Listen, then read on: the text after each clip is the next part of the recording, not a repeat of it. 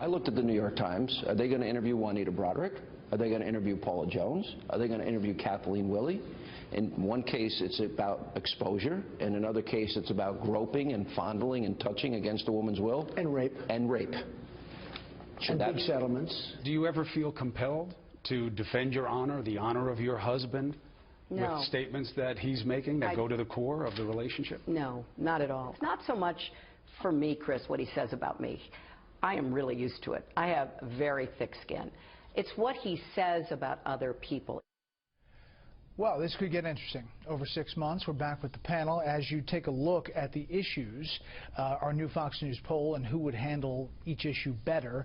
Take a good look at this, the economy, terrorism, health care. Hillary beats Donald Trump slightly.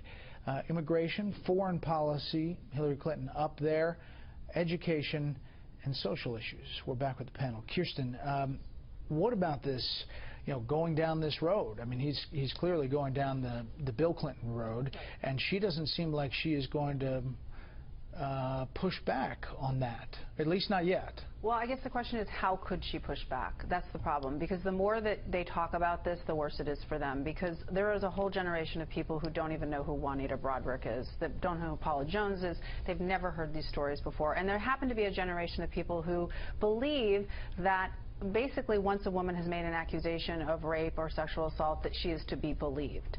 So, and Hillary herself has tweeted this out at one point, sexual assault survivors, should be believed and supported. This is the feminist viewpoint today.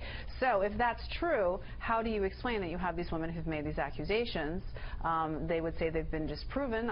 The women would say that they haven't. And I think it's a very dicey issue for them. At the same time, I don't see how she gets away with that. How do you get away with, I don't have to defend this person who I say is going to be running the economy, basically, right, for me because when they I'm don't president. remember the 90s economy either, that he's going to run. George, her response is, they want to talk about my past, I want to talk about your future. Well, first of all, she's put the subject in play by saying Donald Trump's attitudes to and about women are reprehensible.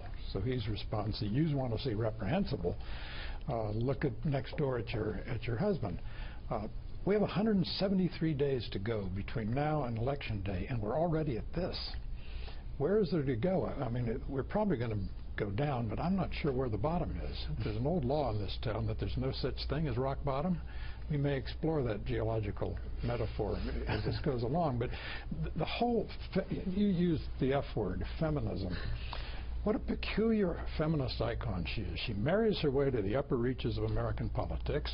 Once there, she gets to be a senator and a secretary of state. She gets to the door of the White House and says, by the way, what really interests you people most, the economy, I'm going to give to my husband to fix. Exactly. Weird. So just on that issue, I mean, if you look back at the old Clinton-Gore ads when they're running, they're talking about things that Republicans talk about now. Exactly. So her pitches on the economy are kind of opposite of what her husband was pitching to get in office in '92. They should pay close attention to the '92 campaign. Republicans said if only people knew what a creep Bill Clinton was in his personal life, they'd never vote for him. Voters said, in effect, we already know exactly who this guy is, but he's running on the economy and crime. I know we're rewriting history now, but crime was a real issue in 1992 for middle-class people anyway, and those are resonant issues. How is it that Donald Trump is beating Hillary Clinton by like 12 points on the question of the economy when her husband presided over the last sustained period of, economic stability we've had? It's because her party is enthralled with, transgender bathrooms and global warming and totally theoretical issues that have nothing to do with the average person. And Trump, for all his many faults, is kind of making a pitch to middle-class economic anxiety. So, of course, that guy always wins.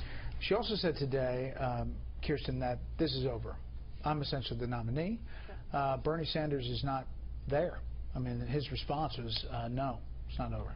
Well, the race has basically been over in terms of delegates probably since March, but it's not over in the sense that he has made it quite clear, Bernie Sanders has made it quite clear that he's not going to drop out. He wants to stay in until the convention, and he's going to make life difficult for her. But I think she's right that she will be the nominee. He's not going to overcome her in delegates.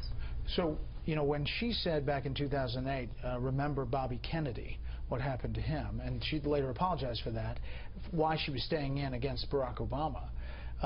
Is Sanders staying in because he's waiting to see what the FBI does? It could be. I remember in 1980, Ted Kennedy actually gained strength after it was pretty clear that President Carter was going to be renominated. So people are venting and letting off steam and making a point, and that's a perfectly sensible use of the franchise. Arguably, the best thing that could happen for the Democratic Party, given that Bernie Sanders in many polls runs against Trump more strongly than she does, is for her to get in legal trouble and have to withdraw, and they bring in a placeholder candidate, and the country would sigh with relief, saying, Joe Smith, Joe Biden, don't care, we'll take him. Yeah, the Bernie Sanders people wouldn't be that happy, but we'll see that more. We're hoping to hear from Hillary Clinton tomorrow. That's it for the panel.